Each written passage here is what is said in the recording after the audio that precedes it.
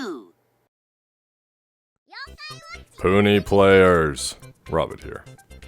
Welcome to Robbett Watch the Puni Report number 29, Walnur Village. Walnur is the 4th new map added for the American Yo-Kai Watch 3. We'll head straight out of Joplin to the gate of Walnur.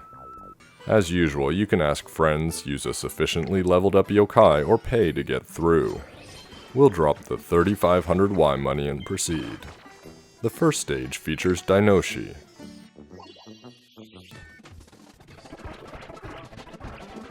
If you're familiar with the other American maps or have watched my videos, you'll know that we'll be facing a few new yokai and the rest of the map will be dominated by American yokai that we've already seen.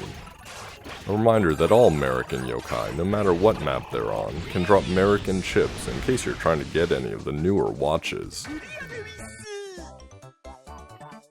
I've actually already befriended Dinoshi thanks to the event store on a previous event, but I managed to get him a second time after about 10 tries.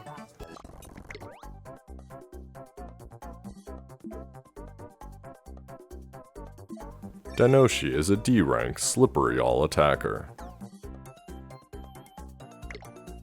We don't have to progress up the map very far to see our next new yokai, Mauten.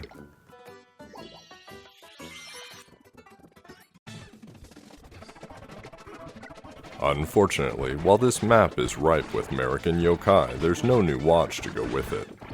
The prototype U1, U2, and Dream watches are all of the watches made available with the new maps. An additional watch, the Dark Watch, was available but only as part of the Dark Watch event.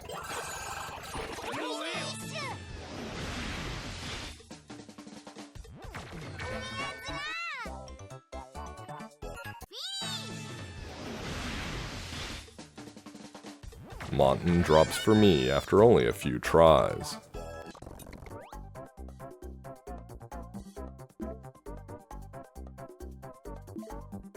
Mauten is a D-rank tough single attacker. We'll jump to hyperspeed here until we get to stage 373, which is where we'll find the first hidden stage unlock.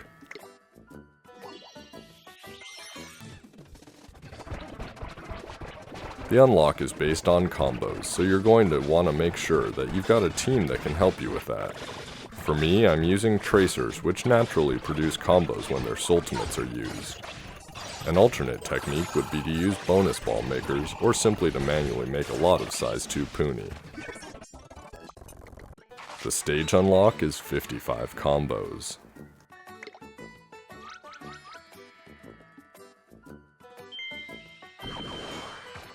Our first hidden stage is Jumbelina, and she's tribe restricted. In order to battle her, you can only have brave, tough, shady, or eerie yokai on your team. Assuming you want to befriend her, like me, make sure you bring sweets. She's not super difficult, but she does hit for over 300 damage each time, so stay on your toes.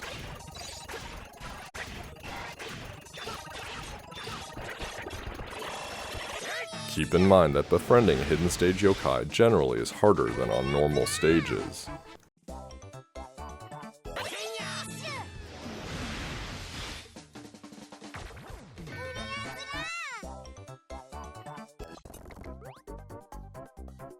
Jumbelina is a D-rank charming stunner.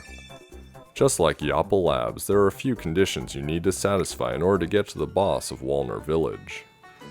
The first of 3 is to defeat Jumbelina. Since we're at a dead end, we'll jump back to the main path and continue on. A moment later, we've got our first sighting of the random encounter yokai, Failian. I've seen Failian appear on stages 374, 385, and 390, but there may be more. Like most random encounters, you'll likely see him infrequently. I failed to befriend him my first time, and it took about 20 stage resets to get him again. The second time, he decided enough was enough and joined the team. Failian's Japanese name is U.S.O, which is a portmanteau of UFO and to lie in Japanese.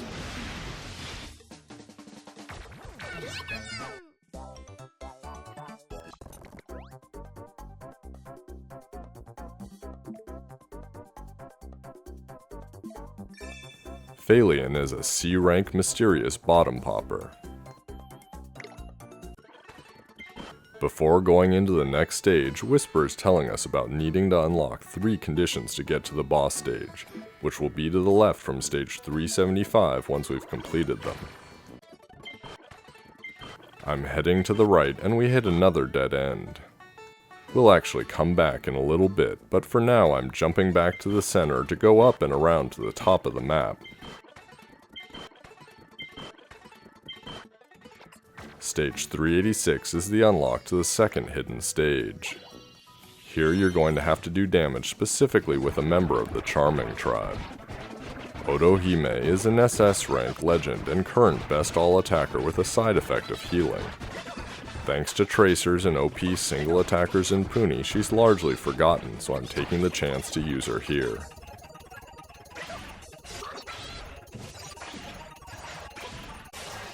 Remember that when you're trying to complete a challenge that requires a certain amount of damage, you need to do it outside of Fever.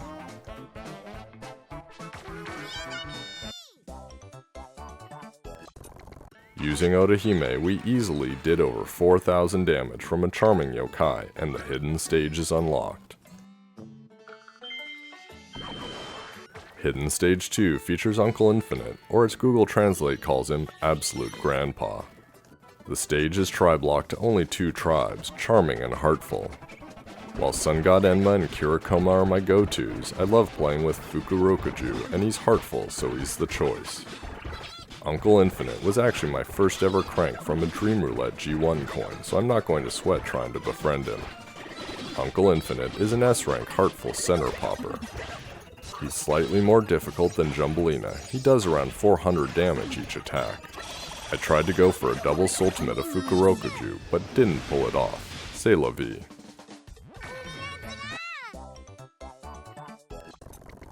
Beating Uncle Infinite in the second hidden stage is the second boss unlock condition. Remember the other dead end I said we'd come back to? It's time. There's a trend here, each dead end houses a boss unlock condition. On stage 380 you need to use Failian. If you haven't spent the time to find and befriend him, go ahead and do that. I've got him, but haven't leveled him up, so it's going to be interesting. In addition to simply using him, you actually have to finish the stage using his Sultimate. I've used my more powerful Sultimates to knock out the first 2 yokai, and then I've built up a backup Failian Puni of reasonable size in case I don't knock out our last foe on the first try.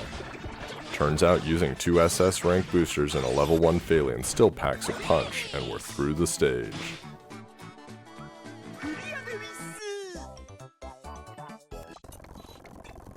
That's the third and final unlock condition, so now we'll be transported back to the intersection at the heart of the map where we can proceed on the red path toward the boss. When I took this path a few days ago, this was actually the last map in the game. However, they've just announced another new map will be coming shortly, so look forward to that video soon. Injyaneno is the boss, and there are no tribe restrictions on his stage.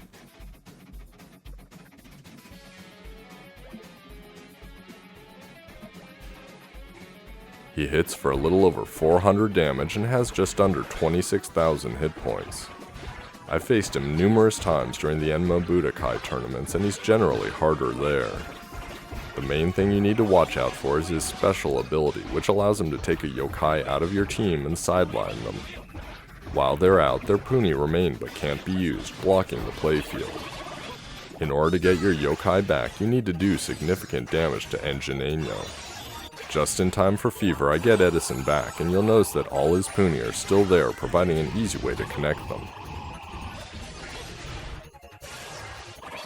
In the end, Injyaneno is simply no match for double tracers.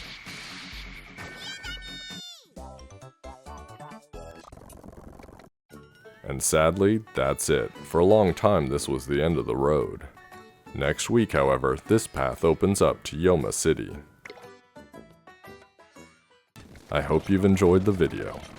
Subscribe to me on YouTube and Twitter for the latest Puni Puni and Wibble Wobble information.